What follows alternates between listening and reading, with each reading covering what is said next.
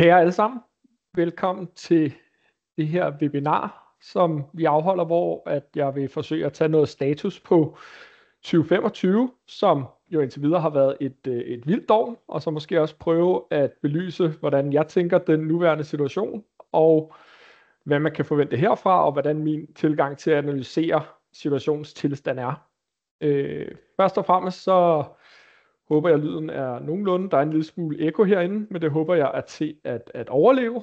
Hvis ikke, så må I jo endelig gerne skrive i chatten, hvor det også gerne skulle være muligt at stille spørgsmål undervejs. Hvis I har noget på hjerte, jeg vil forsøge at besvare dem sådan lidt løbende, hvis det giver mening, hvis jeg kan se dem, og ellers så vil jeg prøve at besvare dem til sidst også.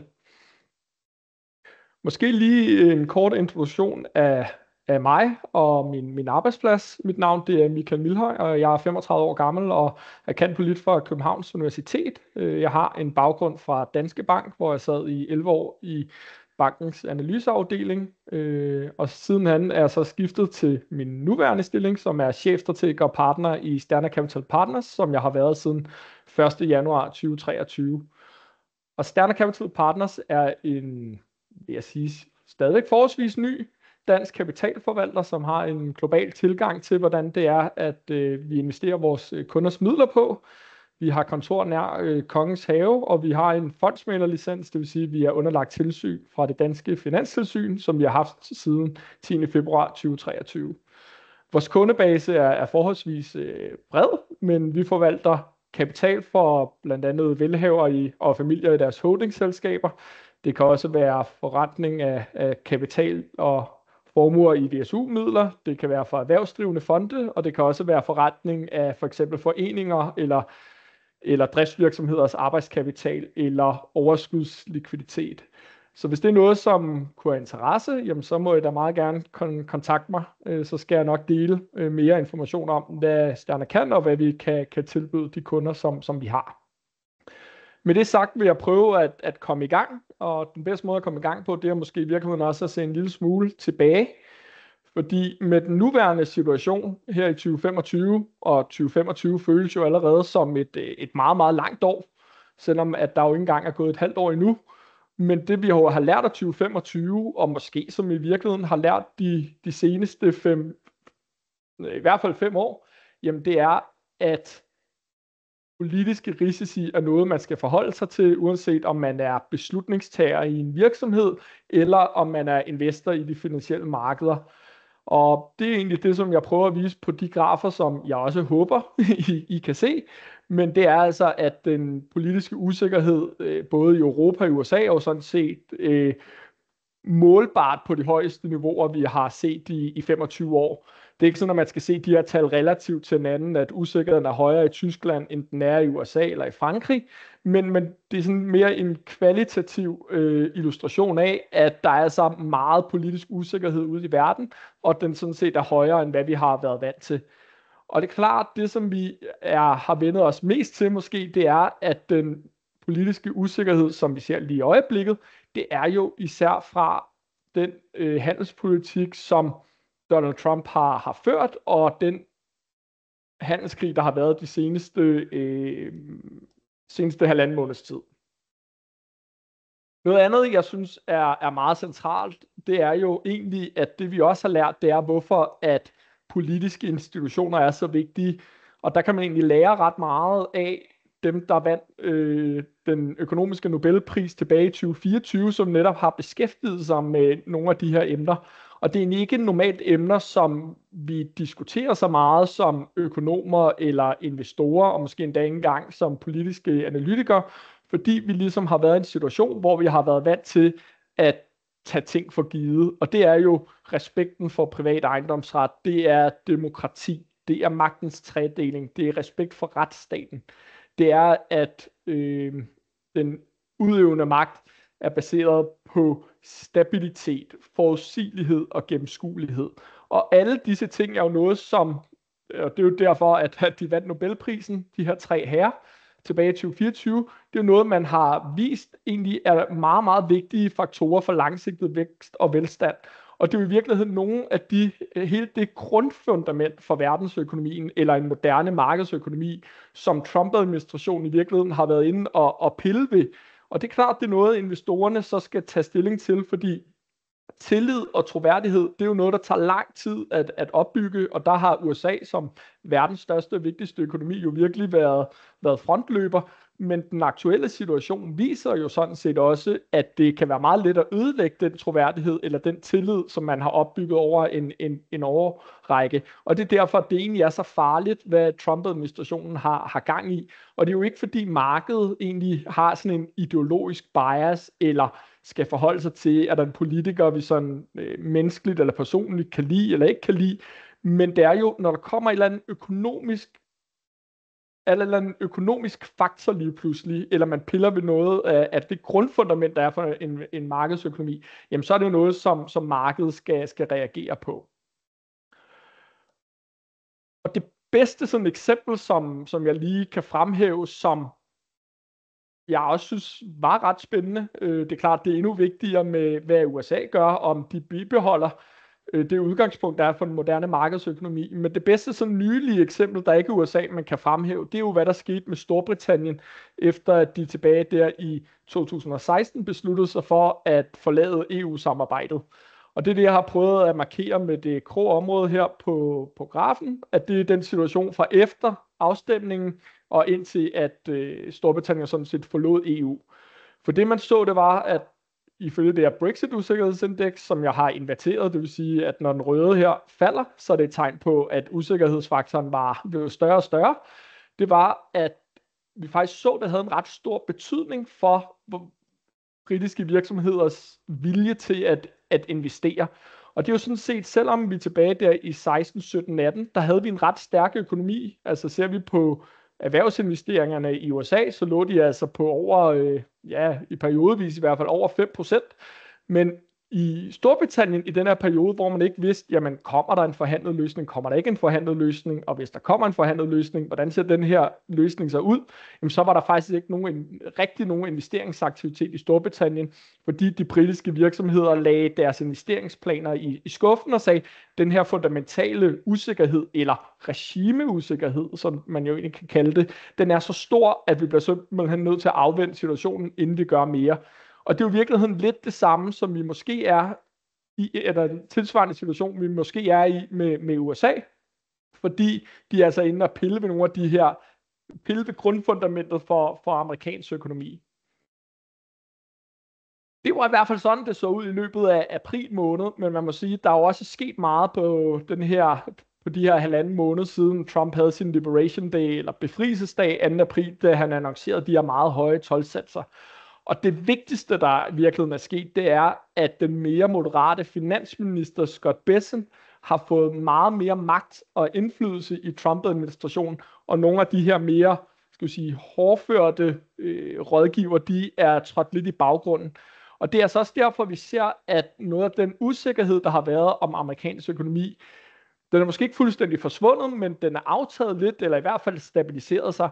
Og det skyldes, at Bessent har en mere moderat tilgang til, hvordan en økonomi fungerer, og det er jo derfor, at for det første, at vi så, at Trump-administrationen 9. april sagde, jamen vi kan sådan set ikke holde til at føre handelskrig mod hele verden. Markedet er også begyndt at rykke sig ret meget, og det kan vi ikke holde til i længden, og derfor satte USA altså handelskrigen på pause, i hvert fald hvad angår det, der ligger uden for Kina, 9. april, som jo egentlig endte med at være bunden for den aktienedtur, der var, og som forklarer, hvorfor at der egentlig har været en meget mere konstruktiv dialog mellem USA og Kina, som jo førte til den her handelsaftale mellem USA og Kina her for lidt over en uges tid siden. Og ikke mindst og lige så vigtigt, selvom det egentlig ikke får lige så meget medieopmærksomhed, det er jo, at Trump truede jo også med at fyre centralbankdirektør Jerome Powell, og dermed også så tvivl om den amerikanske centralbank stadigvæk kunne bibeholde sin uafhængighed. Og der har Bessent altså også prikket Donald Trump på skulderen og sagt, prøv at det kan vi altså ikke leve med. Vi bliver nødt til at have en mere moderat tilgang til det her.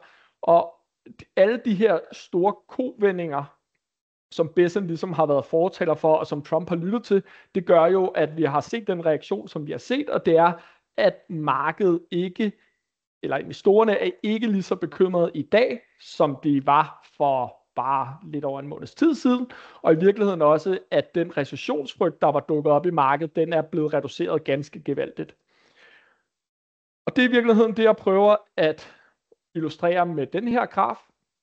Og igen er det sådan, at jeg har prøvet at vende skalaen om for den mørkeblå graf, som er recessionsrisikoen baseret på forudsigelsesmarkedet, der hedder Polymarket. Og det vil sige, når den her, den blå falder, så er det et tegn på, at recessionsrisikoen er steget. Og den røde, det er så det amerikanske S&P 500-indeks. Og hvis vi kigger på, ja, egentlig startede aktiekorrektionen allerede tilbage i marts måned, men hvis vi ser på, hvad der skete i løbet af handelskrigen, jamen så var der jo initialt set en meget kraftig reaktion, hvor investorerne sagde, at recessionsrisikoen steg rigtig, rigtig kraftigt, og den var jo helt op at ramme de her omkring 65% ifølge Polymarket, som altså var med til at forklare den her store aktiekorrektion. Og siden da, så har vi jo egentlig set, at aktiemarkedet er steget ganske pænt, som jo altså også kan forklares ved, at den her recessionsrisiko er aftaget ganske pænt. Ifølge Polymarket er den gået fra 65% til lidt under 40%, og her inkluderer man endda en teknisk recession, som for en økonom eller strateg som mig selv, sådan set ikke rigtig vil mene er en rigtig recession. Altså en teknisk recession er defineret ved, at du har 2 kvartaler i træk med negativ BNP-vækst. Siden der var negativ BNP-vækst i første kvartal, jamen så er risikoen jo for sådan en teknisk recession jo helt naturligt steget, selvom at en recession jo egentlig er bredere defineret sådan økonomisk set. Så den virkelige recessionsrisiko er jo virkelig under de her omkring 40%, og ligger måske, alt efter hvad man spørger, måske på 25-30, maksimalt 35%, hvis man spørger nogle af de store banker. Og det er sådan set et synspunkt, jeg er enig i. Og den situation, vi kom fra, da vi stod i starten af april, og vi havde den her meget hårde handelskrig, det var jo en situation med ekstrem høj usikkerhed om det regime, som USA vil have. Det var jo truslen om, eller det var faktisk annoncering af meget, meget høje toldsatser. Det var usikkerheden om, hvordan vil lande og regioner svare tilbage på de her høje toldsatser. Og jo sådan set også, at Trump, som han endte med at gøre over for kineserne, at svare tilbage på eventuelle modsvar. Så det er klart, at den situation, vi står i dag, det er, jamen for det første er store dele af handelskrigen sat på pause, og der er også meget stærke tegn på, og der er jo sådan set lavet handelsaftaler, altså der er konstruktive forhandlinger i gang, og det lader altså til, at vi er i en situation, hvor at USA bevæger sig hen mod at have en mere universel toldsats på omtrent 10%, og så vil der være et tillæg alt efter, om man kigger på et specifikt land eller nogle specifikke produkter, altså at kineserne nok vil få en højere toldsats, og der nok også fortsat vil være højere toldsatser på produktgrupper som stål, aluminium og biler, men ellers omkring de her 10%. Og det er selvfølgelig værre end den situation, hvor vi kom fra, hvor amerikanerne havde markant lavere toldsatser, men det er trods alt mere håndterbart end den usikkerhed, vi så ind i starten af april måned. Og derfor fra et konjunkturperspektiv også mere håndterbart. Og det betyder altså, at amerikansk økonomi, hvor inklusive mig selv jo egentlig talte den her recessionsrisiko op for en måned til halvanden siden, jamen den recessionsrisiko er aftaget ganske markant. Og det er jo fordi, jamen det er jo ikke sådan, nu har jeg sat et kryds over højere toldsatser, den er jo steget, men trods alt på et niveau, der er mere håndterbart rent økonomisk. Modsvarende, fordi vi er i gang med konstruktive forhandlinger, kan vi måske også godt sætte et kryds over. Så er der der med de negative formueeffekter, der kunne ramme blandt andet privatforbruget. Vi har set aktier steget. Det hjælper altså også gevaldigt på den del. Og så i virkeligheden meget af det, vi har tilbage, og som jo gør, at man kan sige, selvom sigtbarheden sådan rent økonomisk eller investeringsmæssigt er blevet bedre, så kan man sige, at himlen er jo ikke helt blå endnu, selvom det er en dejlig sommerdag lige i dag. Og sigtbarheden er ikke helt perfekt endnu. Togen er ikke helt lettet. Og det er fordi, der er nogle af de her sådan mere indirekte konsekvenser af handelskrigen, eller hvad man kan sige, der er mere usikre effekter, eller svære kvantificerbare effekter, hvor vi stadigvæk skal bekræftes i, at det går den rigtige vej. Og det er altså det her med, jamen, kigger man på amerikansk økonomi, så har der altså været faldende forbrugertillid, faldende erhvervstillid, sådan set også faldende investortillid, og så er der hele det her med regimeusikkerheden. Altså, hvad er det for et økonomisk regime, USA vil være i? Kan man stadig stole på USA, eller kan man ikke? Så noget af det, som jeg holder rigtig meget øje med her over de kommende måneder, det er, jamen, den tiltagende pessimisme, der har været i amerikansk økonomi, som ikke nåede kriseniveau, men trods alt var tiltagende. Kan vi se den begynde at vende rundt igen? Altså, kan vi se, at optimismegraden eller pessimismegraden, alt efter hvordan man lige vil formulere sig, vil den stabilisere sig, eller kan vi endda se, at optimismen kan tiltage lidt igen? Fordi det vi har set, det er, der er forskellige mål for virksomhedernes optimisme eller pessimisme, og det samme for forbrugerne, men sådan set nærmest uanset hvad for et mål, så har vi faktisk set et dyk i de her tillidsindikatorer på tværs af forbrugere og virksomheder. Det er jo ikke sådan, at vi ligger på niveau med under finanskrisen, som jo var en meget dyb og langvarig krise, men vi har trods alt ligget på nogle niveauer, hvor at man kan sige, at der ikke ligefrem har været udpræget optimisme. Hvis jeg skal forklare den her graf lidt mere i dybden, så har jeg en stiplet linje her, og det er egentlig sådan, at hvis de her linjer er over den, jamen så er optimismen større end det sådan historiske gennemsnit, og omvendt så, hvis vi ligger under en stiplet linje, så er tillidsindikatorerne altså lavere end det historiske gennemsnit. Og der ligger vi altså for de fleste af de her tillidsindikatorers vedkommende, altså under det historiske gennemsnit, og med nogle ret pæne dyk over den seneste periode. Så det er noget af det, jeg gerne vil bekræfte sig, det er, at fordi handelskrigen, den var godt nok hård, men den var også meget kortvarig, at vi egentlig kan komme i en situation, hvor at den negative effekt, der var på tilliden, eller hvad jeg skulle sige, optimismen i USA, at den egentlig ret hurtigt kan vende rundt, sådan så vi kan komme tilbage til en form for normal. Jeg var lidt inde på det i starten, der med, at det jo egentlig ikke kun har handlet om handelskrigen. Det har jo også handlet om, at præsident Trump har sået tvivl om uafhængigheden i den amerikanske centralbank, og han har jo truet med at fyre centralbankdirektør Jerome Powell, og jo også meget offentligt, hvilket er ganske usædvanligt, har kritiseret centralbanken for ikke at sætte de pengepolitiske renter ned. Det er jo sådan, at i USA, der satte man renten ned senest tilbage i december måned, og så har man jo sådan set holdt den pengepolitiske rente uændret i løbet af hele 2025. Det er jo meget modsat, for eksempel den europæiske centralbank, der har fortsat med at sætte renten ned i løbet af 2025. Amerikansk økonomi og europæisk økonomi kommer også fra to forskellige udgangspunkter, men den amerikanske centralbank har jo været meget klar i mailet om, at, hvis man kan formulere sig sådan, meget klar i mailet om, at man ikke vil love noget i forhold til rentenedsættelser. Og det argumenterede de jo blandt andet i, ja, det kan godt være, at handelskrigen skaber usikkerhed, men der er ikke nogen, der ved, hvor længe den her handelskrig vil vare, eller hvordan effekterne vil være. Så derfor så var det for tidligt for dem i en situation, hvor amerikansk økonomi kom fra et meget stærkt udgangspunkt, at sætte renten ned. Noget af den negative markedsreaktion, vi har set, og også periodevist, noget af det, der har været med til at forklare, hvorfor at amerikanske statsrenter steg, hvor de egentlig burde være faldet, fordi vi var i det her sure investeringsmiljø, det er jo fordi Donald Trump begyndte at så tvivl om den her uafhængighed i de centralbankbeslutninger, som den amerikanske centralbank træffer. Det er jo gået...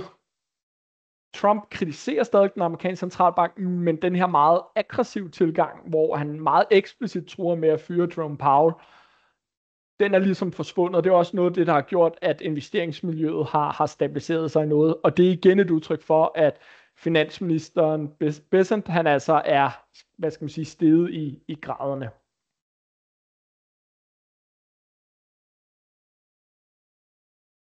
Noget, der også vil få stigende opmærksomhed, også fordi forhandlingerne er i fuld gang, det er jo, hvad kommer der til at ske med den amerikanske finanspolitik. Så på den måde kan man jo sige, at vi går fra en situation, hvor det alt overskyggende tema, det var handelskrigen, til at vi kan bevæge os hen mod, jamen, hvad kommer der til at ske med makroøkonomien? Kan opturen fortsætte? Og hvad kommer der egentlig også til at ske med finanspolitikken? Fordi noget af det, der jo er... Ja, det skifter lidt, hvor meget fokus der er på det, men i stigende grad er der jo fokus på, at USA er en situation, hvor du har haft en meget, meget stærk økonomi med en ledighed på de her omtrent 4%, og alligevel ligger man altså med offentlig underskud i omegnen af 7-8% af BNP. Og det er altså historisk set noget, man i USA kun har set i løbet af krisetider. Og det betyder altså også, at hvis der kommer en økonomisk krise i USA, jamen så kommer det her underskud altså til at være større end 10%, og måske endda bevæge sig op mod de 15%, alt efter hvor stor en krise der vil være tale om. Og det er altså også med til at forklare, hvorfor at den offentlige gæld i USA er stærkt stigende. Og der lige nu er der jo forhandlinger i kongressen, eller mellem republikanerne i senatet, repræsentanternes hus og i virkeligheden selvfølgelig også Trump-administrationen, om at nogle af de skattelettelser, som Trump han indført i sin første præsidentperiode, de står til at udløbe ved udgangen af i år, og dem vil man gerne forlænge. Men man kan ikke, selvom man, når man ikke har magten i det republikanske parti, skriger på finanspolitisk disciplin, så viser det sig gang på gang, at det er de ikke selv særlig gode til at leve op til, når de selv sidder med magten. Så de skattelettelser, som skal forlænges, de kommer endnu en gang til at være underskudsfinansieret, og endnu en gang er det håbet. Senest var Trumps, ledende økonomiske rådgiver Kevin Hassett ude her lige inden webinaret og sige, jamen de vækstprognoser, der ligger for amerikansk økonomi, de er alt for konservative. Amerikansk økonomi kommer til at vokse med 3% på grund af alle de positive elementer i Trumps skattereform eller skattepakke. Og det mener jeg nok er lidt optimistisk læsning, og derfor så er der for mig så ikke nogen tvivl om, at underskuden i amerikansk økonomi kommer til at blive større, og gælden kommer til at stige endnu mere. Og det er altså en af årsagerne til, hvorfor at Moody's, det her kreditvurderingsbureau, som den sidste af de tre store her i fredags var ude og sige, jamen vi har nedjusteret USA fra den højeste kreditvurdering til den næsthøjeste, således at USA jo sådan set ikke har den højeste kreditvurdering længere, så der kun er 9 lande tilbage, der har det herunder, for eksempel Danmark. Og det er jo med til at forklare, hvorfor at vi har set, at renterne er steget. Jamen, vi har været i en situation, hvor at recessionsrisikoen er aftaget. Normalt i recessioner, så er der jo et nedadgående pres på renter. Når det er forsvundet, kommer renterne op. Og når der samtidig også kommer til at være et pres på, at der skal udstedes flere statsobligationer for at finansiere de her store underskud, som kun bliver større af skattepakken, så er man altså et miljø med stigende renter. Også når der så altså kommer sådan en nedjustering fra Moody's, som der kom her forleden.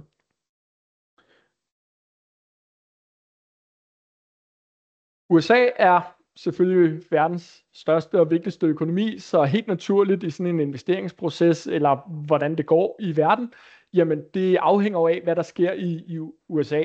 Så for resten af verden, så er det jo ret væsentligt fra et konjunkturperspektiv, at USA kan holde sig oven vande, og derfor også er det jo en god nyhed, at Trump-administrationen langt hen ad vejen har foretaget den her store kovending på handelspolitikken, fordi det har ført til, at recessionsrisikoen er aftaget. Og det gør altså også, at sandsynligheden eller risikoen for, at vi også får en recession i Europa, er aftaget. Når det så er sagt, så vil jeg nok gerne dvæle en lille smule ved dermed, at det vi har set de seneste år, har jo været, at USA nærmest som altid, eller i hvert fald siden finanskrisen, er kommet bedre ud af det fra en krise, end hvad Europa er. Og den seneste sådan form for krise, vi har haft, det har jo været inflationskrisen, og der kom USA endnu en gang bedre ud på den anden side af inflationskrisen, end hvad Europa gjorde. Så USA har jo en lang periode ligget med vækstrater over 2,5% om året, hvor Europa har ligget mellem 0 og 1 i virkeligheden. Så igen har USA, ligesom vi også så op gennem 10'erne, har USA simpelthen bare klaret sig bedre økonomisk. Og det er jo i virkeligheden det, som også har afspejlet sig i aktiemarkedet. Altså hvorfor har amerikanske aktier klaret sig bedre over de seneste 2 år end europæiske aktier? Jamen det er fordi USA har været en stærkere og mere sådan, skal vi sige, agil økonomi, og det har altså også betydet stærkere afkast på amerikanske aktier. Men nu vil jeg og det er jo derfor de fleste i en lang periode har sagt, at det er en god idé at have flere amerikanske aktier end europæiske aktier, fordi det er der, de positive afkast ligger. Det er der, de store teknologivirksomheder ligger, og det er der helt klart bruges flest penge på forskning og udvikling, ikke mindst selvfølgelig den her megatrend i form af kunstig intelligens. Men der er nok noget, der tyder på, uden at jeg siger, at der er et vækstmirakel på vej i Europa, men der er altså trods alt tegn på bedring i Europa, og i virkeligheden, at vi måske har set en top i amerikansk økonomi og en bund i europæisk økonomi. Det kan vi måske allerede se os lidt afspejlet af, at de her to er begyndt at konvergere mod hinanden, men vi kan også se, at vækstprognoserne både for i år og næste år i USA er blevet nedjusteret ganske kraftigt, mens det samme ikke er sket i Europa. Og i virkeligheden vil det måske også være min forventning, under antagelse af, at der ikke kommer en recession, som ikke er mit hovedscenarie, jamen så vil jeg også forvente i virkeligheden, at de vækstprognoser, der ligger for Europa, kan blive opjusteret. For man skal huske på her, for det første, så er man jo kommet meget langt på den her oprustningsdagsorden, som jeg vil vende tilbage til, men som jo er meget ekspansiv finanspolitik i virkeligheden. Og når du fører mere ekspansiv finanspolitik, så har det jo altså også med at sprede sig som ringe i vandet til andre dele af økonomien. Der har du ikke på samme måde en ekspansiv finanspolitik i USA, fordi de skattelettelser, som der kommer, det er jo i virkeligheden ikke nye skattelettelser, det er jo en fortsættelse af nuværende skatteniveauer for at undgå i virkeligheden, at man strammer finanspolitikken. Så der er noget med finanspolitikken, der er forskelligt. Og så er der jo også hele den her situation med den regimeusikkerhed, der er i USA. Den har jo på en eller anden måde blevet omsat til, eller oversat sig selv til større sikkerhed om retning i Europa. Fordi det står mere og mere klart, at de europæiske politikere kan ikke på samme måde blive ved med at spænde ben for hinanden, eller dem selv, for den sags skyld, fordi nu er der altså brug for, at Europa kan stå på egne ben. Det man lykkedes på oprustningsfronten efterhånden, som er kommet meget langt, og nu er det næste skridt jo også at levere på hele den her vækstdagsorden. Altså kan man levere på afbureaukratisering? Kan man levere på dereguleringsfronten? Kan man øge digitalisering? Kan man få flere investeringer i Europa? Og det er jo det, vi skal bekræftes i, at min tese om, at de europæiske politikere godt har forstået budskabet om, at der skal ske noget radikalt anderledes i Europa, og dermed at de leverer her, det er min hovedtese, men det er jo det, vi mangler at få bekræftet. Men kan vi også få bekræftet det, så har vi altså en europæisk økonomi, som jeg forventer godt kan komme en del mere op i gear, end hvad vi ser lige i øjeblikket. I virkeligheden er det jo også det signal, som markedet sender. Ser vi, hvordan det er gået med aktiemarkedet i år, og som der nok ikke var mange, der havde haft en forventning om, da vi gik ind i 2025, det er jo, at europæiske aktier for en gang skyld jo sådan set har klaret sig bedre end amerikanske aktier. Altså amerikanske aktier målt ved S&P 500. Vi har jo haft det her meget kraftige aktiecomeback som følge af Trumps kovendinger på handelspolitikken, så vi er jo tilbage i noget, der er marginalt positivt for året, mens at europæiske aktier, her ved det brede europæiske aktieindeks, der er vi altså 9% oppe på året. Noget, som jeg også synes er vigtigt, fordi der er mange, når de investerer, så, og det er ikke en kritik, men det er mere en konstatering, så sker det jo uden, at man afdækker den valutarisiko, der for eksempel er forbundet ved at købe amerikanske aktier. Og når man siger for eksempel, og det er der jo nogle nyhedshistorier om en gang imellem, jamen man kan slet ikke se i markedet, at der har været handelskrig eller situationen, på trods af, at sigtbarheden er blevet bedre, er væsentligt dårligere, end hvor vi kom fra inden Liberation Day, fordi aktier jo sådan set er tilbage i et marginalt plus for året, og jo egentlig højere end det niveau, vi kom fra inden Liberation Day. Der skal man huske på, at finansielle markeder består altså andet og mere end blot aktiemarkedet. Og her er det jo ikke mindst interessant at se, hvad der sker med dollaren. For som dansk investor, så har comebacket altså ikke været lige så stort. Der ligger vi altså stadigvæk ret negativt for året. Og det er jo fordi dollaren virkelig har taget et slag som følge af den usikkerhed, der er opstået i USA. Så det er jo stadigvæk sådan den dag i dag, at investorerne kræver en kompensation i form af at købe de her dollar billigere i virkeligheden, for at købe amerikanske finansielle aktiver. Det er nok den bedste måde, jeg mener, man kan forklare det på. Og det er altså et tegn på, at ja, ting ser bedre ud, men det betyder altså ikke, at vi går tilbage til hvor vi var.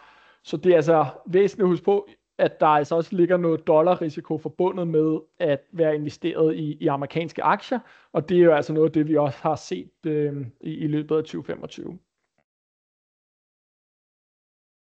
Noget andet er selvfølgelig, at jeg var også lidt inde på det tidligere, der med, at politikerne er i Europa er blevet...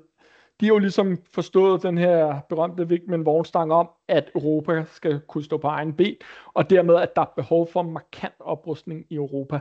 Og det ser man altså også afspejlet godt og grundigt i de finansielle markeder, endda på trods af, at der er mange af de store spillere, som på grund af forskellige ESG-hensyn, jo ikke, selvom de arbejder på det, stadigvæk ikke er investeret i de her forsvarsaktier. Kigger man på en efterhånden velkendt for de fleste måske, aktie som Rheinmetall for Tyskland, så er vi altså oppe med 190% for året, hvor man kan sige, at tager du en amerikansk våbenproducent som Lockheed Martin, jamen så er det jo til sammenligning nærmest uændret for året, og egentlig ser man, at der er mange af de her europæiske virksomheder, der har oplevet kraftige stigninger, aktiekursstigninger i løbet af i år. Og det er altså igen på trods af, at der er nogle af de her store spillere, der på grund af deres investeringspolitikker fortsat ikke er kommet ind i den her megatrend. Og derfor er det min vurdering i hvert fald, at den megatrend sådan set godt kan fortsætte. Og vi oplever fra tid til anden, at når der så kommer en eller anden positiv overskrift, eller hvad der måske på marginalen kan tolkes positivt i forhold til en mere fredelig udvikling i verden, så falder de her forsvarsaktier måske nogle gange på dagen, men det retter sig ret hurtigt. Og det synes jeg jo sådan set giver mening, fordi der er jo ikke noget at, lad os sige, at Rusland lige pludselig opgiver og siger, at vi vil gerne lave en fredsaftale, så ændrer det jo ikke på det oprustningsbehov, der er i Europa. Og derfor er noget af det, som jo også er godt ved forsvarsaktier i et investeringsmiljø, hvor usikkerheden er højere end normalt stadigvæk, jamen det er jo, at du har en mindre konjunkturfølsom trend, fordi jamen, uanset om økonomien går meget godt eller meget dårligt, så bliver der simpelthen nødt til at blive oprustet i Europa. Jeg tænker, inden vi går over til nogle spørgsmål, det skal der også være tid til, så jeg vil igen bare fremhæve, at hvis man har lyst til at stille nogle spørgsmål, så kan man skrive i chatten, så skal jeg nok besvare dem til sidst. Der skulle vist, uden jeg lige er på modtagersiden, så skulle der gerne både være en chatbox og en Q&A-box. Jeg prøver at kigge begge steder, jeg ved ikke helt præcis, hvordan det ser ud for jer, de og jer, der lytter med, men I må endelig gerne stille spørgsmål, så skal jeg nok besvare dem til sidst. Men jeg vil prøve sådan lige at beskrive den sådan playbook, i mangel af et bedre dansk ord måske, eller den opskrift er måske et forsøg på en dansk oversættelse, som jeg følger lige i øjeblikket, og som er det udgangspunkt, vi har i Sterna Capital lige i øjeblikket. For det første har vi en kortere investeringshorisont end normalt. Altså, det er stadig min holdning, at det her handelskrig, det betyder mindre end før. Trods alt på grund af, at nu der kommer en handelsaftale med både Storbritannien og vigtigst af alt med Kina, som jo er et signal om, at når der nu også er konstruktive forhandlinger med både altså EU og med Japan, jamen må det ikke vi går i retning af, at de konstruktive forhandlinger resulterer i en eller anden form for aftale. Men handelskrigen vil selvfølgelig stadig være et tema, men ikke det alt overskyggende dominerende tema over de næste 1-3 måneder. Men det er klart, at vi skal jo lige se det med, at handelskrigen i virkeligheden kun er sat på pause. Jamen, vi skal jo lige bekræftes i, at det går den rigtige retning, og vi egentlig går imod en situation med, lad os sige, en universel toldsats på 10%, som jo netop vil være håndterbart fra et konjunkturperspektiv. Noget nyt, som også fylder, som vi også var inde på, som jeg holder øje med her på en helt kort bane, det er jo, jamen, hvad sker der egentlig med det her budget i USA, og kan republikanerne blive enige om at forlænge de her skattelettelser, og hvad konsekvensen er på renterne. Men ser vi længere frem, og nu har jeg bare sagt 1-6 måneder, så man på grund af de her handelsaftaler, jamen så er handelspolitikken og handelskrigen ikke det alt overskyggende tema mere, og vi kan stille og roligt bevæge os mod en situation, hvor at det igen vil være makroøkonomi, der betyder mest. Altså er der fortsat fremgang i amerikansk økonomi, eller er der ikke? Og det vi jo skal se, det er, jamen har jeg ret i min tese om, at en 10% universel toldsats er håndterbart? Altså, eller kommer der en større negativ effekt på privatforbruget, også fordi nu er dollarkursen jo blevet svækket, som jo altså også betyder højere importpriser, ud over bare den effekt tolden har, som altså rammer amerikanernes, eller de amerikanske forbrugers købekraft. Og så er der jo, som jeg også var meget inde på, det her med, jamen, kommer vi til at se, at den her pessimisme, som der var begyndt at komme i amerikansk økonomi, begynder den at forsvinde igen. Det er også noget, jeg meget gerne vil bekræftes i. Og dermed jo sådan set også, jamen, kan USA undgå en recession, og vil der være et negativt feedback-effekt fra det her med, at renterne er steget. Og det er jo i virkeligheden også derfor, at selvom at noget af al den usikkerhed, der har været, er aftaget, så synes jeg jo egentlig stadigvæk, det der giver bedst mening, det er, at man har en kortere investeringshorisont end normalt. Og med det mener jeg, at man skal være klar til at omallokere i sin portefølje, hvis det er, at virkeligheden udspiller sig anderledes, end hvad hovedscenariet i øjeblikket er, som for mit vedkommende er, at der ikke kommer en recession. Men usikkerheden er bare større, end hvor vi kom fra inden Liberation Day, og sigtbarheden er altså ikke perfekt endnu. Så den måde, som vi sådan lidt overordnet tænker porteføljer på i Sterna, det er den her kortere investeringshorisont. Det er at have en neutral tilgang til sin aktierisiko, så hverken mere eller mindre aktierisiko end normalt, og i virkeligheden passe på både med at have for meget, men også for lidt risiko i sin portefølje. Det er, at der er nogle positive ting i gang i Europa, som gør, at jeg synes, det giver mening, at man har en overvægt af europæiske aktier i forhold til amerikanske aktier. Også fordi på trods af den korrektion, der var, selvom den var kortvarig, så er amerikanske aktier fortsat ret dyrt værdifastsat i et historisk perspektiv, mens europæiske i virkeligheden er billigere. Jeg vil nok også være påpasselig, det er sådan måske de to sider af samme sag, med at have for mange dollar i min portefølje. Og jeg synes stadigvæk, den her megatrend med forsvarsaktier er attraktivt. Derudover så noget af det, vi også gør, hvis man er mere en balanceret investor, det er, at det stadigvæk er attraktivt givet, at vi jo altså ikke er kommet tilbage til nulrenter eller negative renter. Det er at optimere det løbende renteafkast, man har i porteføljen, og i virkeligheden måske også, at man har nogle byggeklodser at rykke rundt på, hvis det er, at man synes, det er attraktivt at købe mere risiko, eller måske reducere igen.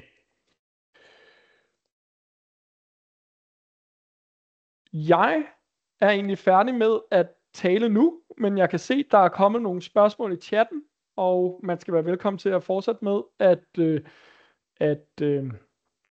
at stille spørgsmål. Inden jeg svarer, så vil jeg i øvrigt lige sige, at alt hvad jeg har sagt, det er til orientering, og ikke noget skal ikke opfattes som en rådgivning om at købe eller sælge finansielle produkter, bare for en god ordens skyld.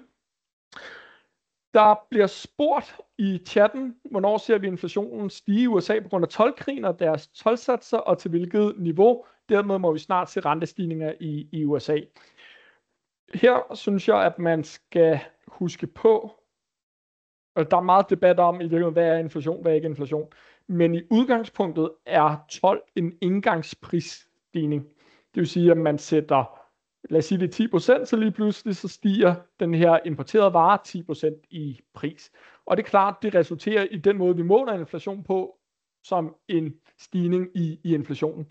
Men når den 10% prisstigning er sket, så er det jo ikke givet, at priserne skal blive ved med at stige derfra.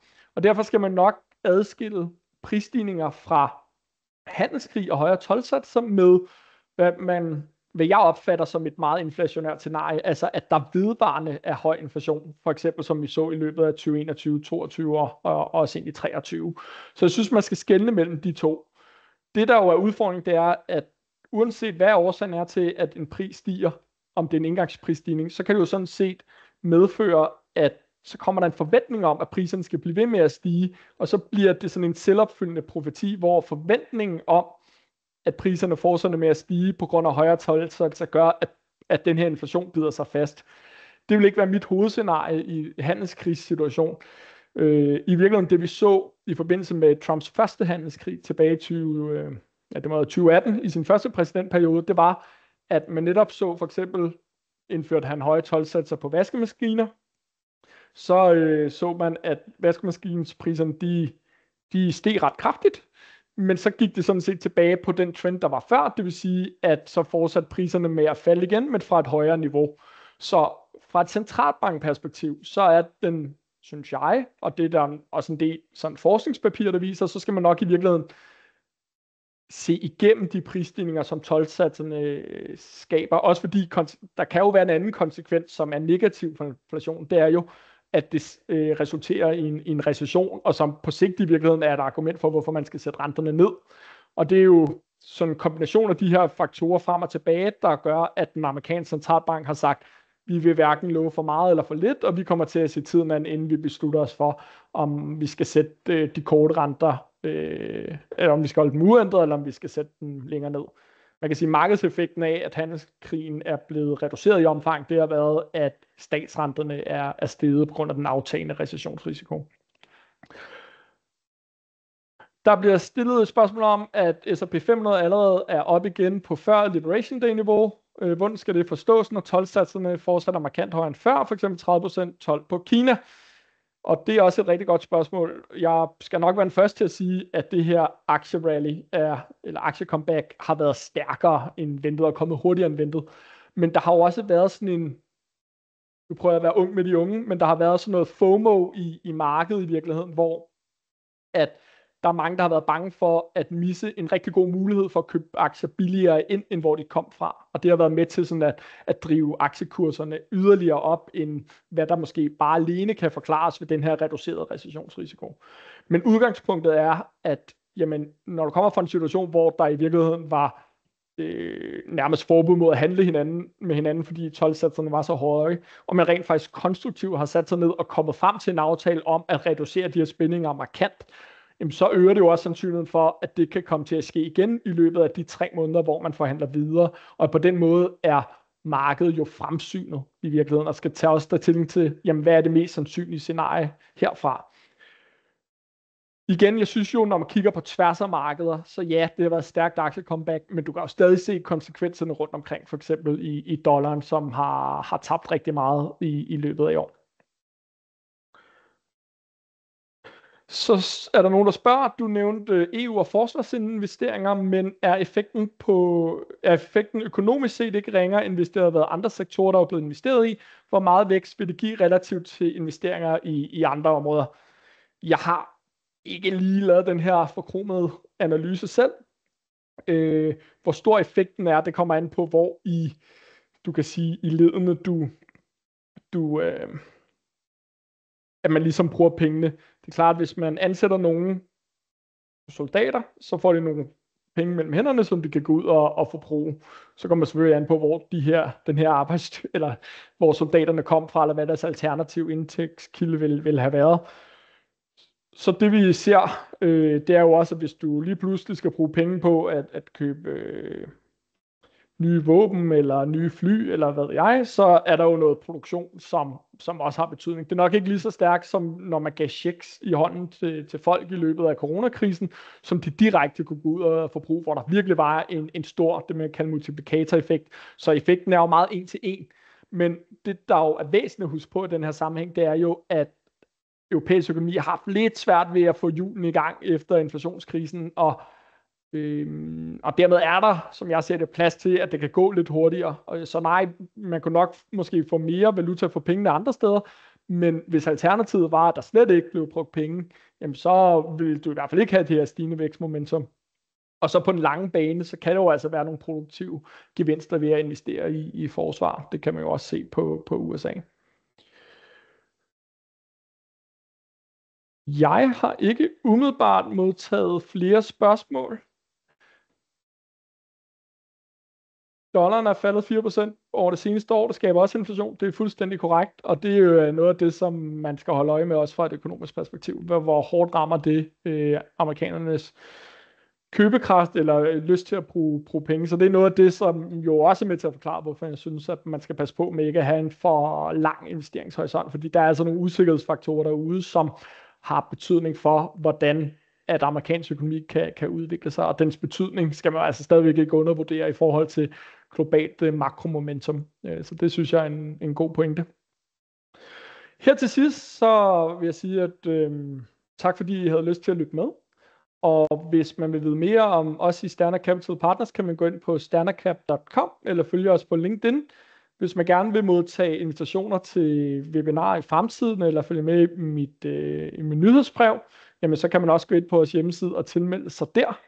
Og ellers så vil jeg bare gerne sige mange tak for i dag, og tak fordi jeg havde lyst til at høre på mit syn på, hvordan det går med verdensøkonomien, og hvordan det ser ud på de finansielle markeder. Endnu en gang skal jeg sige, at det her webinar, det er udelukkende til orientering, og har ikke været en opfordring til at købe eller sælge finansielle produkter. Og derfor skal intet, som jeg har sagt i løbet af webinaret, forstås på den måde. Og med det sagt, så vil jeg gerne sige rigtig mange gange tak for i dag, og jeg ønsker jer en forhåbentlig god sommerdag, som det er her fra København, hvor vi i Sterne Capital Partners har kontor. Tak for i dag.